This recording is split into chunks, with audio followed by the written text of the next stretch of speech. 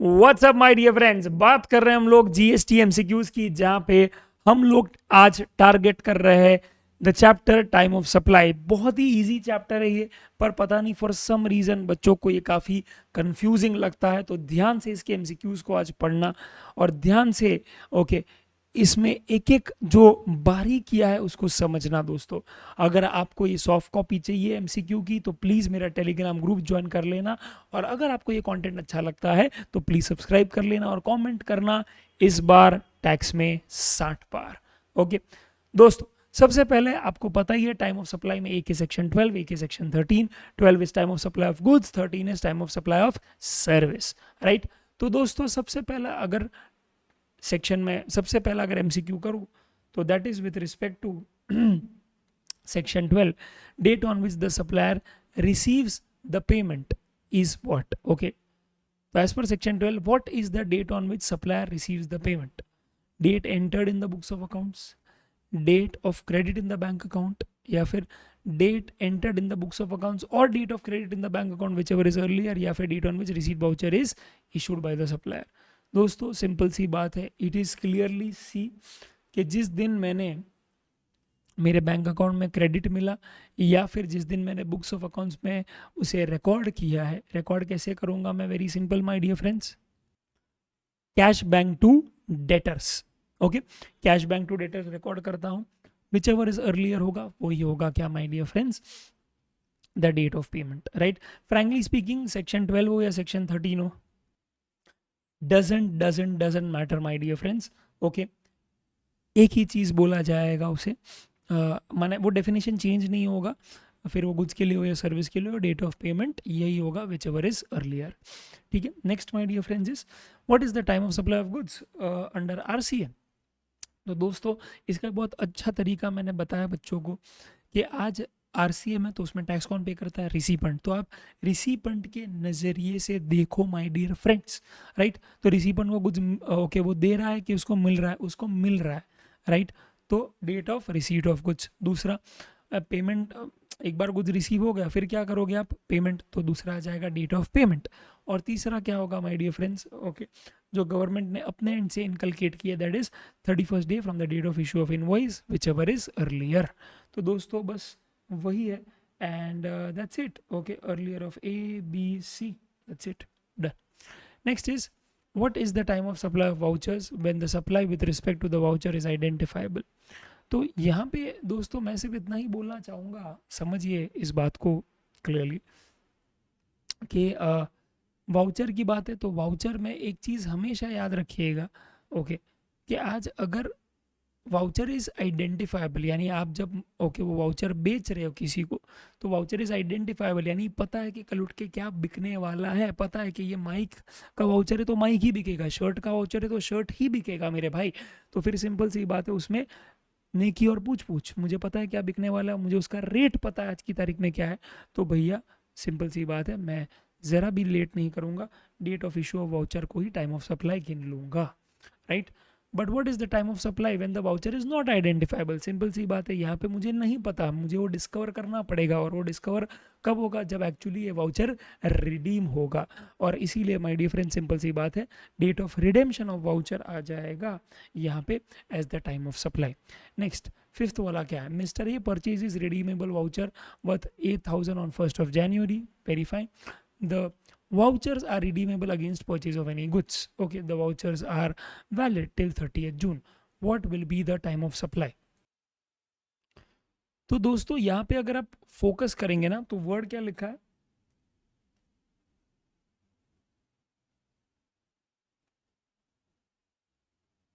Correct, vouchers are redeemable against purchase of any goods. Okay, vouchers are redeemable against purchase of any goods, ये लिखा है my dear friends. Okay, ये चीज आप please याद रखिएगा ध्यान से, समझा? यस। और इसका मतलब यही है कि कोई भी गुड्स खरीद सकता हूँ मैं, आइडेंटिफाइबल ही नहीं है। तो फिर रिडेम्पशन का जो डेट होगा और बस वही डेट आ जाएगा as the date of time of supply. Okay, and that is very simple, C is the option here. ठीक है, sixth, Banke Banke Bihari Pedawala is a famous sweet manufacturer located and registered in Mathura. क्या बात है, Krishna Kanhaiya. He received an order for 200 kgs of sweets on 2nd November from Messrs. Ghum Ghum Travels Private Limited, located and registered in the same locality of Mathura, for a total consideration of 1 lakh on the occasion of Diwali festival. Right, all 200 kg sweets were delivered to Messrs. Ghum Ghum Travels on 5th of November, but without invoice. An accountant of Banke Bihari was on leave. However, the invoice was raised for the same on 6th of November when the accountant joined the office after leave. Payment was made on 7th November itself. Determine the time of supply. दोस्तों यहाँ पे एकदम ही simple रखिए concept. यहाँ पे 12/2 आएगा because ये forward charge है. यहाँ पे कोई रिवर्स चार्ज एप्लीकेबल हो नहीं रहा है क्योंकि क्वेश्चन में कुछ मेंशन ही नहीं है. और यहाँ पे 2 ही डेट्स देखते हैं हम लोग. एक है जिस दिन आपने कुछ रिमूव किए एंड दूसरा है जिस दिन आपने क्या है last day to issue invoice whichever is earlier. Right, I am so sorry, last day to issue invoice ये डेट ऑफ रिमूवल था और the actual date of issue of invoice whichever is earlier. तो दोस्तों simple सी बात है, आपने invoice actually में रेज कब किया है. यहाँ पे तो लिखा है invoice was raised on 6th of November and you will compare it with that day when the goods were delivered and that is 5th of November दोस्तों. क्योंकि 2 नवंबर को आपको रिसीव हुआ, 5 को आपने क्या है गुड्स रिमूव किया और उसी दिन डिलीवर भी कर दिया. आपने रिमूव किए और उसी दिन डिलीवर भी कर दिया. आप समझिए, अलग से रिमूवल का डेट अगर नहीं दिया है तो वैसे ही समझना होगा कि जिस दिन डिलीवर हुआ उसी दिन रिमूव होके पहुंच गया. और इसीलिए 5th या फिर क्या है 6th which ever is earlier, तो 5th नवंबर आ जाएगा तथास्तु. 7th, in case of supply of goods for 5 lakhs, following information is provided. Advance received on 1st of April, invoice issued on 15th of April, goods removed on 25th of April. तो यहाँ पे भी दोस्तों forward charge है 12/2 है, तो मैं सिर्फ देखूंगा 2 ही डेट, जिस दिन रिमूवल हुआ है, जिस दिन इनवॉइस रेज हुआ है, whichever is earlier 15th of April आ जाएगा date. Answer is B.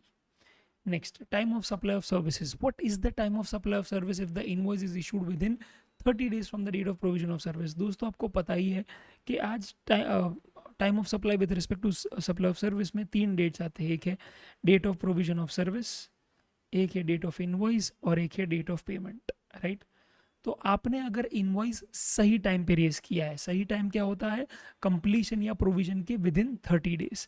Right, तो फिर DOI या DOP which ever is earlier ये कंपेयर करते हो आप. पर दोस्तों अगर वो 30 डेज के अंदर रेज नहीं हुआ है तो फिर date of provision of service या date of payment whichever is earlier इस तरह से कंपेयर करते हो आप. राइट, तो यहाँ पे विद इन 30 डेज हुआ है दोस्तों, क्लियरली मैंशनड है यहाँ पे क्वेश्चन में. तो DOI या फिर DOP, okay, whichever is earlier, and that is why D is the answer, my dear friends.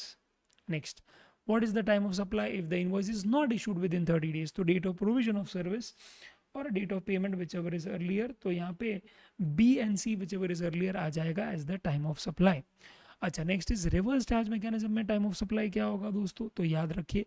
Okay, goods की तरह यहाँ पे date of receipt of, okay याद रखना, date of receipt of goods जैसे होता है, date of receipt of service कभी नहीं हो सकता बिकॉज आप ट्रैक नहीं कर सकते कि सर्विस मुझे अभी मिला है करके. Right, perfect. तो यहाँ पे वो डेट ही आप निकाल दो, सिंपल है. दूसरा आप सीधा ले लो क्या 61st day from the date of issue of invoice, तो वो तो डेट आ ही जाएगा. एंड दूसरा है my dear friends date of payment whichever is earlier. Right, तो बस यही है. तो earlier of A and B आ जाएगा and that's how it is my dear friends. यहाँ पे क्या है कहानी पूरी होती है अपनी. Next, what is the time of supply of service with the services are receive from an associated enterprise located outside India. तो दोस्तों ये 13(3) का प्रोविजो ट्रिगर हो जाता है यहाँ पे, जहाँ पे सप्लायर रिसीपेंट एसोसिएटेड एंटरप्राइज यानी होल्डिंग एंड सब्सिडरी का कंपनी का क्या रिलेशनशिप वो लोग कैप्चर करते हैं. Supplier outside India, recipient in India है. राइट, तो इस सिनेरियो में दोस्तों 2 ही क्या है हम लोग लेते हैं, date of entry of such service in the books of accounts of the recipient और date of payment whichever is earlier. ठीक है, तो सिंपल सी बात है, earlier of A and B ले लेंगे यानी कि C ले लेंगे हम लोग. ओके, और याद रखना यहाँ पे एक वर्ड मिसिंग है, डेट ऑफ डेबिट एंट्री, ये वर्ड आना चाहिए था. Date of debit entry in the books of accounts of the recipient. Right, debit entry यानी कि एक्सपेंस टू कैश या एक्सपेंस टू क्रेडिटर ऐसा एंट्री मारा है, या फिर date of payment whichever is earlier वो आना चाहिए था. Okay perfect. Question number 12. Mr. X enters into a contract with a client for supply of certain services on 18/12/21, right? On 18/12/21. GST is payable on such services under forward charge. Services are supplied on 25/12/21 and invoiced on 5/1/2022. The client makes payment by check for services on 29/12/21 and such payment is credited to the bank account of Mr. X on 6/1/2022. The payment is recorded in the books of accounts of the client and Mr. X on 30/12/2021 and 7/1/2022. The time of supply of service is okay. जब भी इतना बड़ा क्या है question आता है, आप हमेशा ये कोशिश करिए सबसे पहले कि भैया ये कौन सा सर्विस है, 13/2 वाला, 13/3 वाला, तो बोला है फॉरवर्ड चार्ज, तो भैया 13/2 है. उसमें आपको पता ही है कि हमने को 3 ही चाहिए, date of provision of service, date of invoice and date of payment. ठीक है, ये 3 डेट्स चाहिए हमको, ये भी आपको पता है. परफेक्ट है बॉस, राइट है. तो फिर देर किस बात की, चेक करो फटाफट से, डेटा फिल करो. Right, the services are supplied on what date, 25/12. Right, it was invoiced on what, 5/1. And date of payment क्या आ जाएगा my dear friends, very simple. The client makes payment by cheque for services on 29/12 and the payment is credited to the bank on 6/1. तो देखो check वैक कभी भी दे, उससे मुझे नहीं फ़र्क पड़ता, मुझे तो फ़र्क पड़ता है ये डेटा से भाई कि भैया बैंक अकाउंट कब क्रेडिट हुआ है, तो एक ये डेट ले लूँगा. The payment is recorded in the books of account of the client and mister x on 30/12/21 and 7/1 respectively. तो ये बहुत ब्यूटिफुली उन्होंने दिया है, आप समझिए इस बात को. डेट ऑफ पेमेंट क्या हो, डेट ऑफ पेमेंट में हम लोग लेंगे date of credit in the bank account, यानी ऑब्वियसली सप्लायर का ही बैंक अकाउंट क्रेडिट हुआ होगा वो, या फिर okay date of payment entry in the books of account of the supplier, because हम लोग किसकी निगाहों से देख रहे हैं, फॉरवर्ड चार्ज मैकेनिज्म, सप्लायर की निगाहों से, बिकॉज सप्लायर टैक्स पे करेगा. तो सप्लायर कब रिकॉर्ड कर रहा है अपना पेमेंट एंट्री, पेमेंट एंट्री यानी कि कैश बैंक टू डेटर्स वाला एंट्री, वो सप्लायर कब रिकॉर्ड कर रहा है, यानी मिस्टर एक्स कब रिकॉर्ड कर रहा है, वो देखो आप. राइट, तो मिस्टर एक्स रिकॉर्ड कर रहा है दोस्तों कभी, तो क्लाइंट रिकॉर्ड कर रहा है ऑन 30/12 और एक्स रिकॉर्ड कर रहा है ऑन 7/1. राइट, तो मैं ले लूंगा 7/1 and 6/1 whichever is earlier and that comes down to 6/1/12 का सी आ जाएगा आंसर. माई बैड गाइस, ये डेट ऑफ पेमेंट ही मैंने कंक्लूड किया था, I'm so sorry. जल्दबाजी में क्या है मैंने बोल दिया. ये सिर्फ डेट ऑफ पेमेंट ही कंक्लूड किया था कि 7/1 और 6/1 विच एवर इज अर्लियर, तो ये 6/1 ही आएगा, यहाँ पे डेट ऑफ पेमेंट ही आया, सिर्फ वही कंक्लूड किया हम लोगों ने. अब टाइम ऑफ सप्लाई कंक्लूड कर देते हैं कि प्रोविजन ऑफ सर्विस हुआ है 25/12 को, तो इनवॉइस रेज क्या हुआ है, क्या इनवॉइस रेज हुआ है दोस्तों with in 30 days, yes clearly. अगर आप देखेंगे गौर से तो 6-7 ऑलमोस्ट 12 दिन के अंदर ही क्या है वो इनवॉइस रेज हो गया है. राइट, तो सिंपल सी बात है, इनवॉइस या payment whichever is earlier. Okay, तो 5/1/6/1 विच एवर इज अर्लियर, तो सिंपल सी बात है आ जाएगा 5/1. ओके, तो 5/1 है, yes 5/1 is the answer. My bad, छोटा सा मिस्टेक हो जाता है कभी कभी, पर मुझे ये बहुत अच्छा लगा कि उन्होंने ना दोनों डेट्स दिए यहाँ पे, क्लाइंट का भी और एक्स का भी, और ये बहुत ज़्यादा कंफ्यूजिंग हो सकता है, इसको अच्छे से क्या है दोस्तों कैप्चर करना. राइट, और ये भी याद रखना कि डेट ऑफ पेमेंट जो है ओके, आप देखना कि आप 12/3 में, आप 13/2 में निकाल रहे हो या 13/3 में निकाल रहे हो, क्योंकि जिसका भी निकाल रहे हो सप्लायर का, तो सप्लायर का बुक्स ऑफ अकाउंट्स, अगर 13/3 है recipient will pay the tax, तो रिसिपेंट का बुक्स ऑफ अकाउंट्स. इस तरह से चीज़ों को आप मैनेज कीजिएगा. ठीक है, परफेक्ट.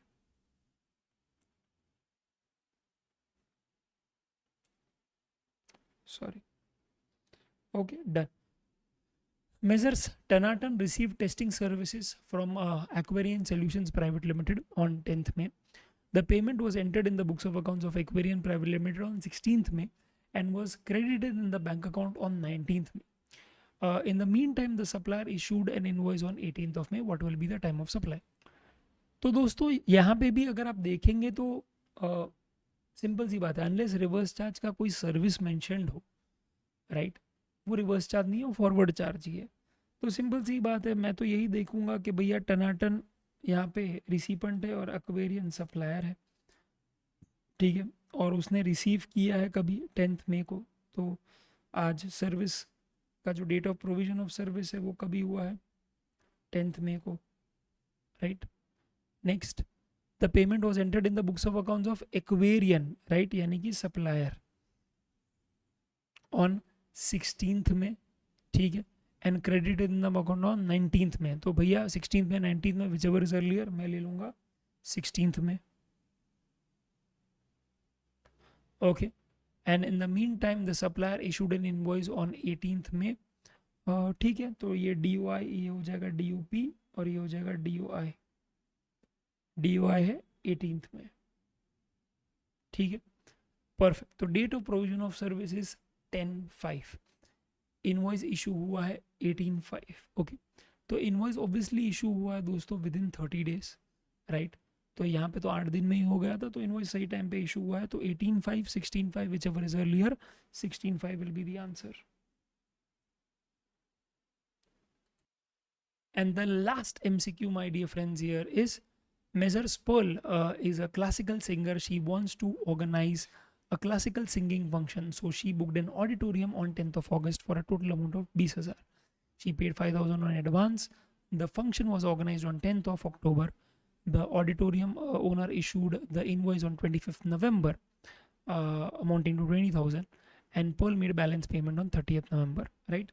तो दोस्तों यहाँ पे जब पार्ट पेमेंट वाला केस है, 13/2 वाला ही केस है, तो इसको भी है ना अच्छे से आप लिख लेना, कभी भी ऐसा चाहिए ना, ओके। तो लिख लो कि भैया आज date of provision of service कब है,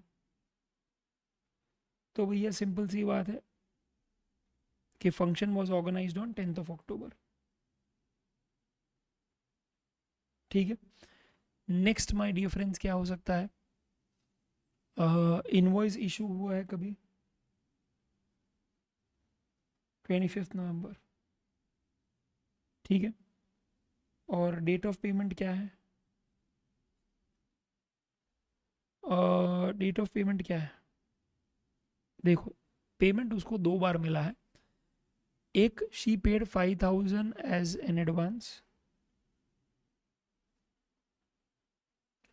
एंड दूसरा इज 15,000। 15,000 30th नवंबर को मिला है और 5,000 कब है बताओ,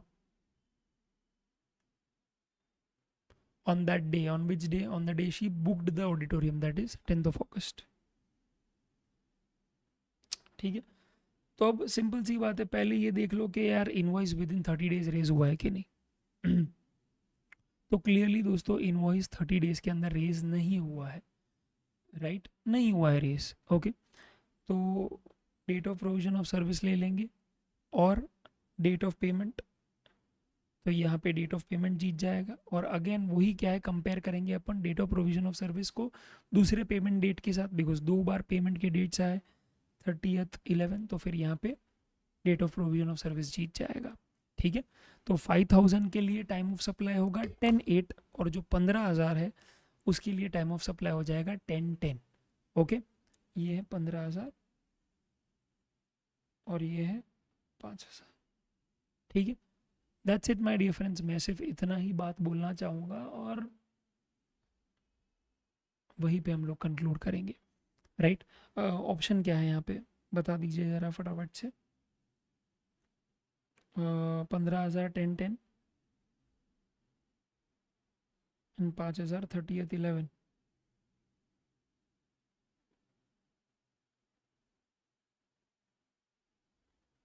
sorry 10/8, my bad, 10/8 my bad, तो सी इज़ द ऑप्शन, ठीक है। बहुत अच्छा क्वेश्चन था दोस्तों ये, और ये मुझे बहुत अच्छा लगा, स्पेशली मुझे यहाँ पे तो ये एडजस्टमेंट तो माशाल्लाह बहुत ही बढ़िया लगा, ठीक है। ये कंफ्यूज कर सकता था आपको, दूसरे तो क्या है डायरेक्ट प्रोविजंस ही थे जो कई बार आपको एग्जाम में पूछे जाते हैं। तो बस इसी तरह से क्या है, आप लिख कर क्या है चीज़ों को करिए, मन में ही बात रखेंगे तो वो मन में ही रह जाएगी, और फिर क्या है, जल्दबाजी में कुछ भी लिख दोगे, और इतना इजी एमसीक्यू का क्या है, मार्क्स आपका छूट जाएगा। तो ऐसा मत करिएगा। और अगर आपको ये कंटेंट अच्छा लगता है तो प्लीज़ दोस्तों लाइक कीजिएगा वीडियो को, so that I can reach more students like you. और कमेंट कीजिएगा कि इस बार तोड़ फोड़ कर देंगे भाई, तोड़ फोड़ कर देंगे, माँ कसम। सितंबर में बनना है सी फाइनलिस्ट यार, बनना है, गॉड डैम इट। ओके, और मुझे तुझे बनाना है, और उसके लिए जो मेहनत पड़ता है ना एडिटिंग में, वो सब करेंगे। एक बंदी थी, यू वोंट बिलीव, उसने सिर्फ 50 मार्क का लिखा था भाई, और सिर्फ जीएसटी लिखा था, उसको 49 आया। तो अगर ये हो सकता है ना, तो भैया कुछ भी हो सकता है। You should not am less than this, समझा। तेल लगाने का पेपर कितना भी क्या है, डिफिकल्ट या ईजी है, मुझे ये मार्क्स चाहिए जीएसटी में, दैट्स इट। अगर मैं इतनी मेहनत करता हूँ तो डिमांड भी करूँगा, ठीक है। लिखो जीएसटी 50, 49 में से 50, सॉरी 50 में से 49, लिखो स्कोर वहाँ पे, ऐसे इसी तरह से लिखो, माँ कसम। ऐसे अफर्मेशंस करो यार, तब जाके होगा चीज़ें। पॉजिटिव रखो, पॉजिटिव कॉन्वर्जेशंस करो अपने साथ, नेगेटिव नहीं रहना है भाई, कैसे भी करके। चलो, ऑल द बेस्ट। लाइक करो, सब्सक्राइब करो, और ये सॉफ्ट कॉपी चाहिए तो टेलीग्राम चैनल में जुड़ जाओ, ठीक है। डन, चलो बाय।